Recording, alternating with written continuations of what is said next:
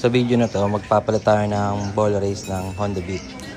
Almost 4 years na daw sa kanya, pero di pa daw napapalitan ng bearing eh.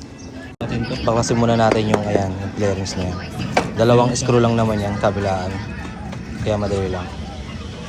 Ayan, yun yung isa.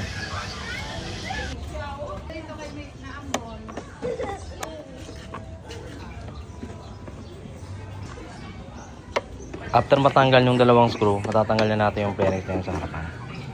Meron lang siyang isang clip. Ayan, nasa babandang baba. Gumamit lang ako ng tools na yan, na pang siko. Ayan, tanggal agad. Baklasin natin itong dalawang size 10.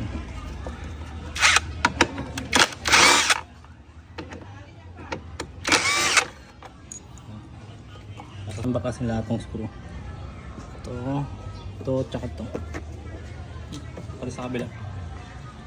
Ito.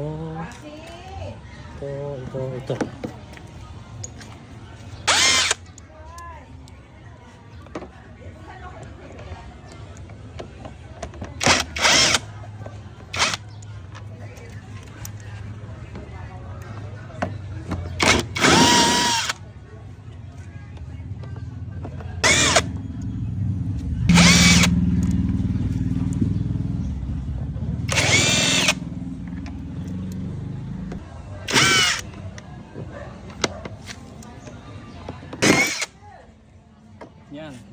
Itong screw, tsaka itong push pin. Pati rin doon sa kabila.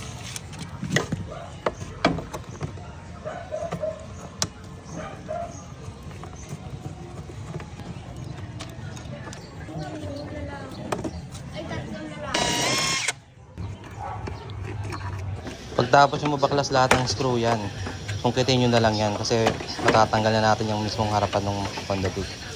Tapos meron niyang switch dyan sa gitna. Tanggalin nyo lang para may hiwalay nyo siya. Bunutin nyo lang yung ito.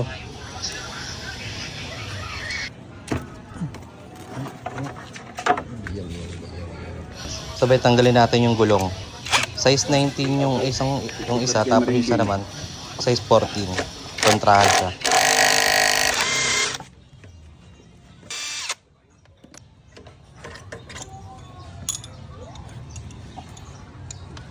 Meron niyang dalawang spacer kabilaan. Kumbaga, ingatan nyo na hindi siya mawawala.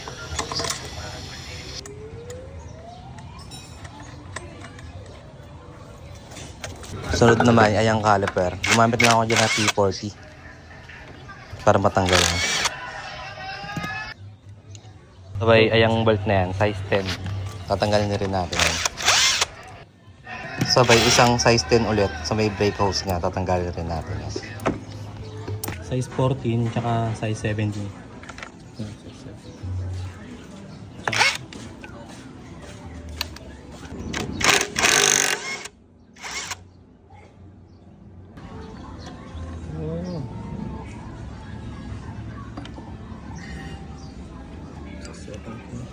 Meron pala yung dalawang special washer kabilaan.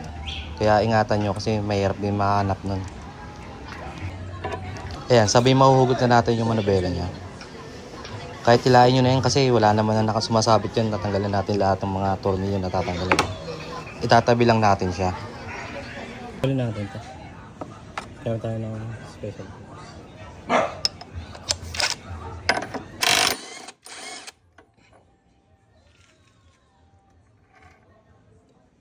After natin matanggal yung size 32 na yon, matatanggal nyo na rin yan. Meron rin palang washer yan, kaya ingatan nyo na hindi siya mawala. Ito yung washer.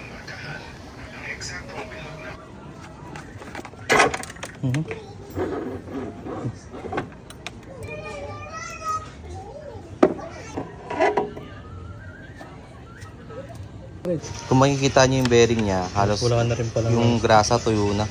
Tsaka yung mga bulitas, halos wala na rin. 4 years na yan na hindi napapalitan, ngayon pa na siya papalitan. Sabay tanggalin natin yung luma yung ball race. Gumamit lang ako dyan ng T-Rex para matanggal yung sa taas.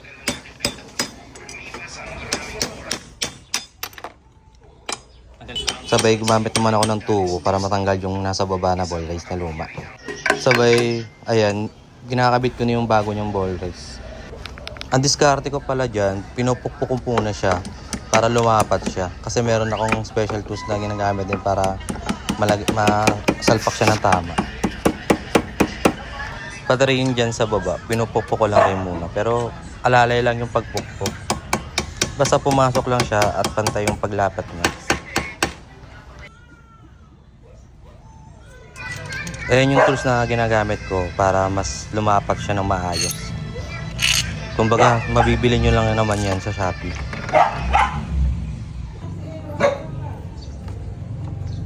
Gumamit lang ako dyan ng size 24 wrench at saka socket para mas malapat natin siya ng maayos. After natin malapat, ayan, lalagyan na natin bagong ball race. Ayan, lagyan muna natin ng grasa. Pagdating naman sa grasa, paglalagay ng grasa, kailangan huwag yung tipirin kasi ang ball race kasi taon yun bago baklasin ulit eh. Kaya dapat pulido talaga paglagay natin ng grasa. Yan, sabi lagay natin yung ball race sa bago. Tapos nyan, grasa ulit. Para talagang pulido.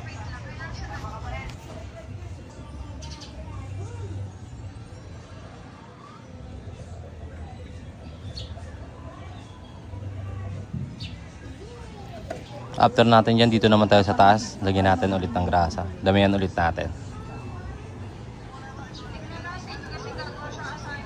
Sabay, lagyan natin yung bago nating ball race.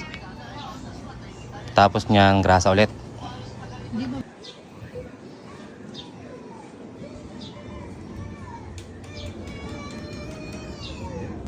Sabay, lagyan na natin yung takip nya.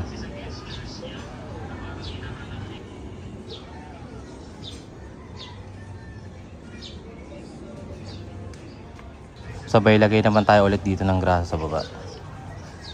Damihan lang natin ulit. Sabay, ayan, nalagay na natin yung T-post nya.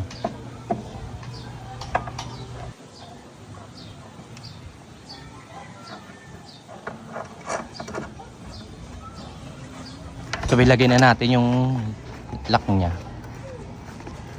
Ay, ang lock pala na yan, hindi yan kailangan na mahigpit kasi dyan nakasalalay kung gaano kalambot o kung gaano siya ka-smooth iliko. Kaya dapat alalay lang yung pag-lock dyan.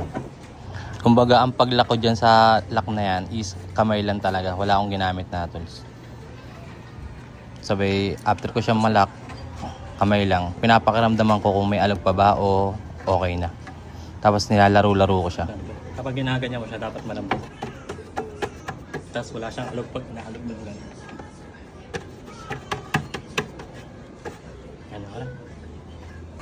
Sabay, kung okay na sa inyo yung smooth na ligo na ganun, pwede nyo na ilagay yung washer muna. After ng washer, saka natin ilalagay yung size 32 na. Kami tayo ng fork wrench. Higpitan natin to.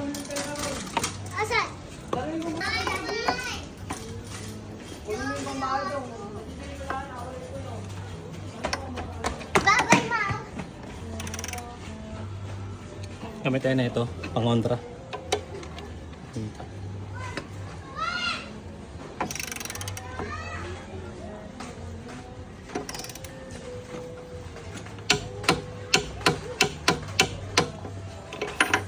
Kapag na-torque na natin, goods na yan. Balik na natin yung manibela niya. Balik na natin yung bolt. Sabay, meron siyang special washer na kabilaan.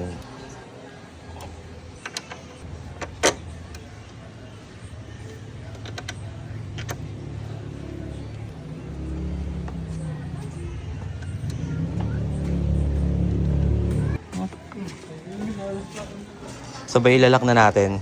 Balik, gamit ulit tayo ng size 17 at saka size 14. After natin malak yan, babalik na natin yung mga size 10 sa may breakouts niya. Bali, dalawang size 10 yan.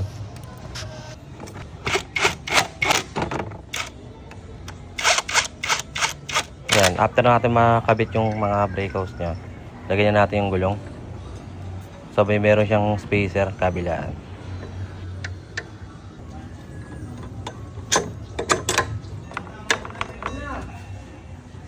Yan, sabi gamit ulit tayo ng size 14 at saka size 19 na tools para malak natin yan. Yan, sabay balik na natin yung caliper niya. Dalawang flower allen siya na T40.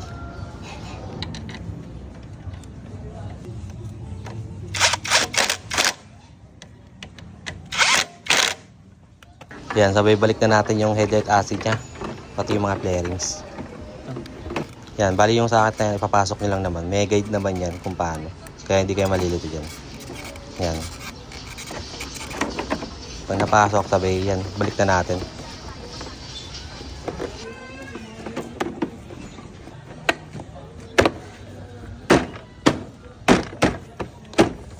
Sabay yan. Balik natin yung dalawang size 10.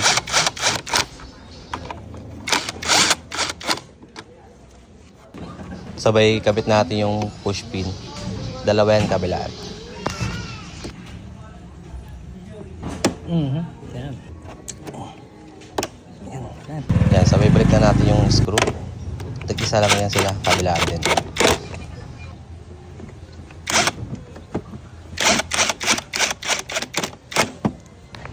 Sabay apat na screw sa kabilaan, bali 8 lahat yan. Ibabalik lang rin natin.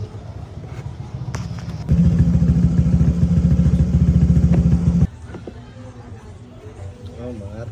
Ba? Oo. Ano na? Ano na ka? Sububukas. May ma'am ko na ito? Hindi. Wala. Yan, sabay yan, sobrang lambot na ng manubela niya.